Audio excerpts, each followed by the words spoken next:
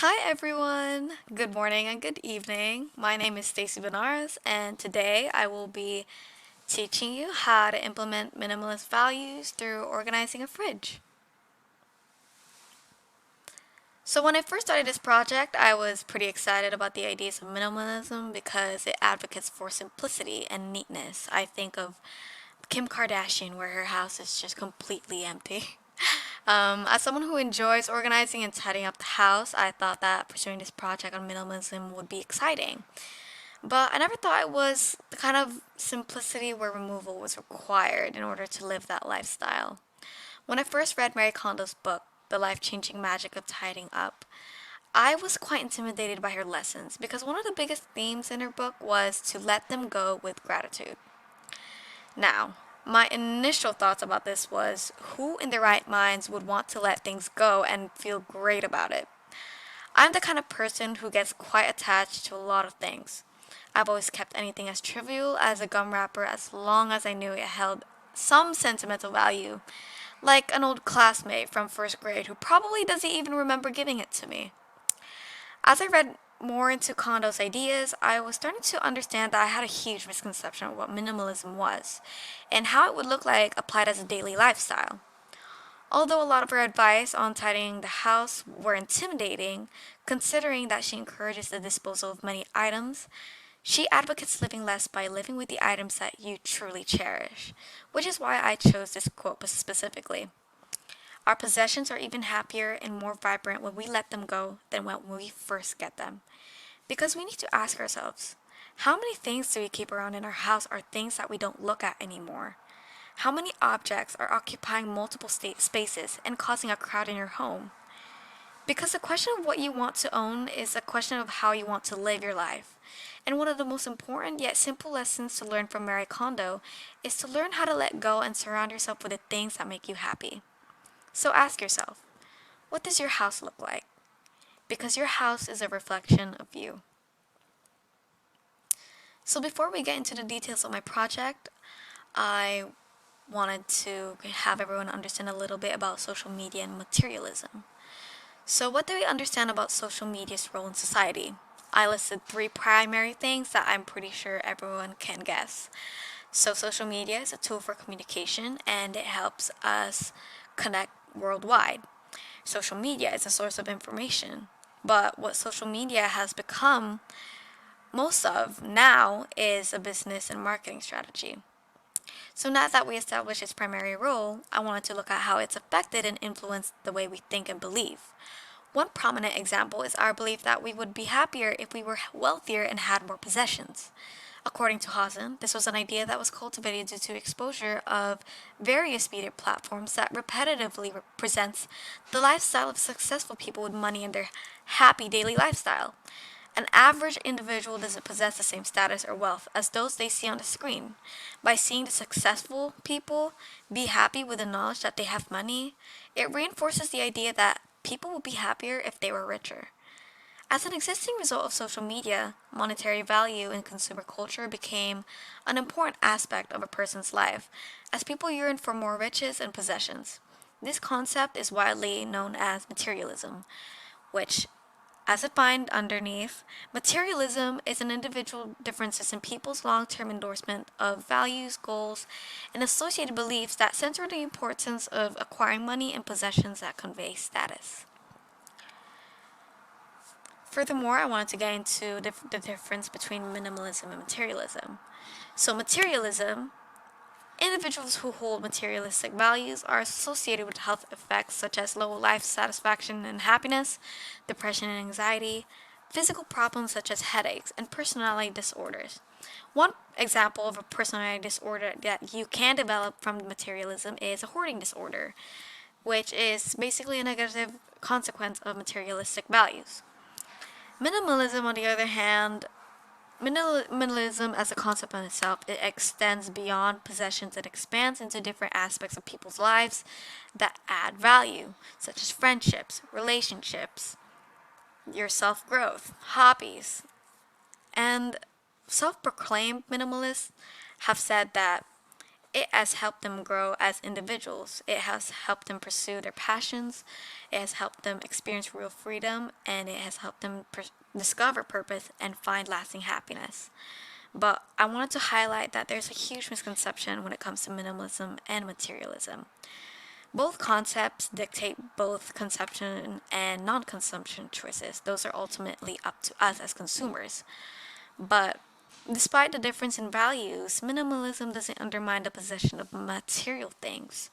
So I just wanted to establish that minimalism is not anti materialistic, but it focuses more on the value of your life and adding on to it. So, why is this relevant? This is relevant because consumer culture has advanced by social media, which has affected our way of thinking and produced a large sum of consumers who buy things that they aren't convened by. It's important for those of us who have access to any forms of media to recognize that media culture has encouraged and influenced a lot of our daily consumptions.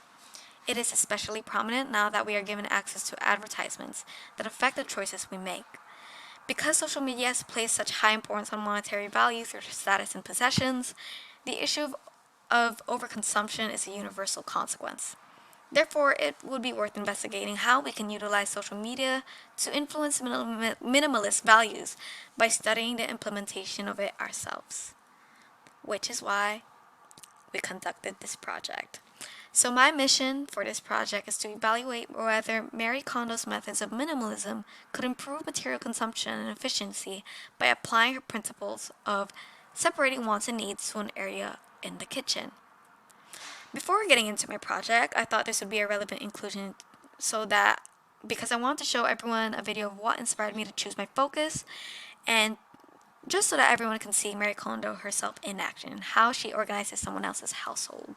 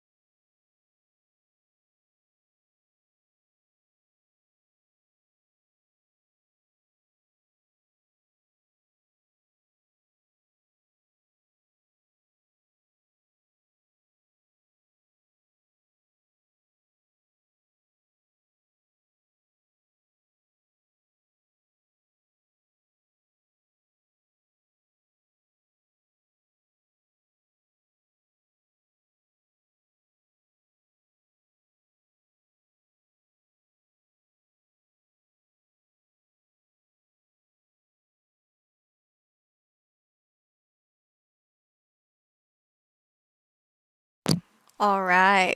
She's very beautiful, but oops. Sorry. So, steps of tidying up and organizing. Some of these steps are inspired from the video. As you can see, that for every place that she organized, she included a list of steps, and I incorporated some of those right here.